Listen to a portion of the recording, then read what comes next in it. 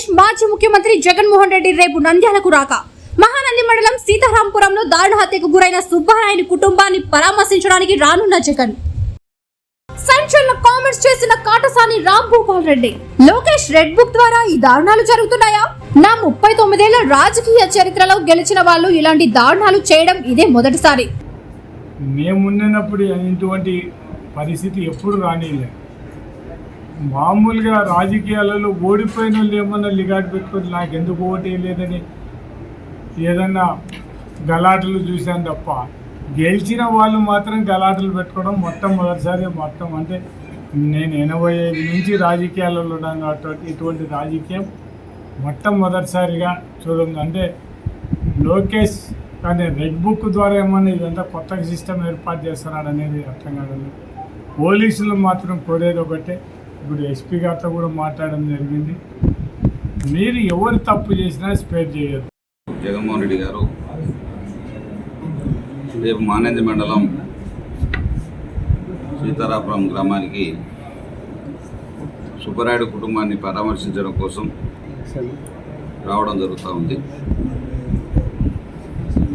రేపు ఓరోకల్లులో 10 గంటలకు ఫ్లైట్లో వచ్చి అక్కడి నుంచి రోడ్డు మార్గాన పాణ్యం మీదుగా ఆర్లగడ్డ హైవే మీదుగా వెళ్ళి ఐలూరు మెట్ట నుంచి సీతారాపురం గ్రామాన్ని చేరుకోవడం జరుగుతుంది. రాష్ట్రంలో పరిణామాలు 2 మాసాల కాలంలో జరుగుతున్నటువంటి పరిణామాలు చూస్తే దిగ్భ్రాంతికి గురి చేస్తూ ఉన్నాయి. ఎక్కడ చూసినా టీవీలలో చూస్తూ ఉంటే చూడబుద్ధి కావడం లేదు.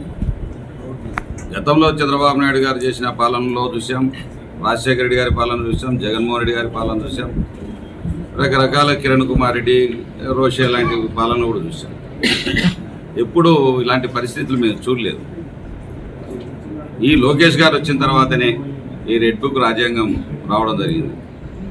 ఏమనుకుంటా ఉన్నారు నాకు తెలియదు, కానీ ఈరోజు మీరు అమలు పరుస్తారని మాకు చూపిస్తూ ఉన్నారు దారి. నెక్స్ట్ మీరు వచ్చేటప్పుడు ఇలాగనే చేయండి అని చెప్తా ఉన్నారు.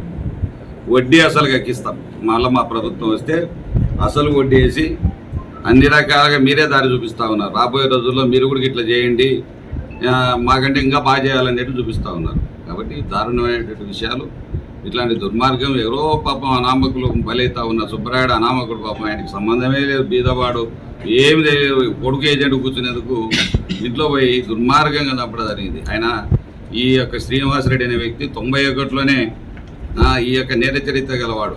90 మళ్ళీ 2001, 2002లో డబుల్ మర్డర్ చేశాడు. మళ్ళీ బోర్లను కాల్చాడు. 420 కేసులు ఉన్నాయి. అంటే ఫోర్జరీ చేయడం. ఎవరన్నా తండ్రి 2 కొడుకులకు ఆస్తి రాసిస్తే తండ్రి చనిపోయినా అంటే